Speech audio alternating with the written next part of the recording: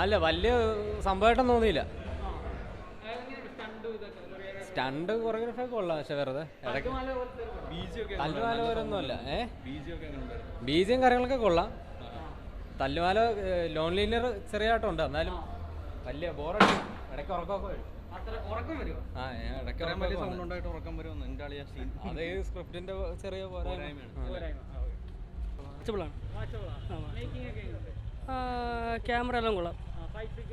Fight sequence last climax കൊള്ളാം. അത് അത്യാവശ്യം കൊള്ളായിരുന്നു. നല്ലൊരു ഫൈറ്റ് സീക്വൻസ് ആയിരുന്നു.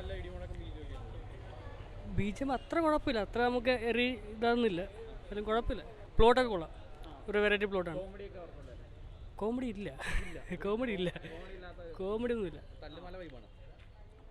അങ്ങനെ ജസ്റ്റ് ചെറിയൊരു കഥ അത് കൊണ്ടുവരുന്ന രീതി കൊള്ളാം. സ്റ്റോറി ടെല്ലിങ് അത്യാവശ്യം നല്ല സ്റ്റോറി ടെല്ലിംഗ് ആണ്. കൊള്ളാം. കണ്ടിരിക്കും. One time okay. പടം അടിപൊളി കേട്ടാ. ഇതിനകത്ത് ഒരു രക്ഷയില്ല. ഇതിനകത്ത് രണ്ടവരെ പുതിയതായിട്ട് കാണിക്കുന്നുണ്ട്. അവരുടെ ഉറത്തൻ്റെ ഒരു ഡാൻസും ആ ഒരു സംഭാഷണവും ഈ പടത്തിൻ്റെ ഒരു എന്താ പറയുക ഹൈലൈറ്റ്.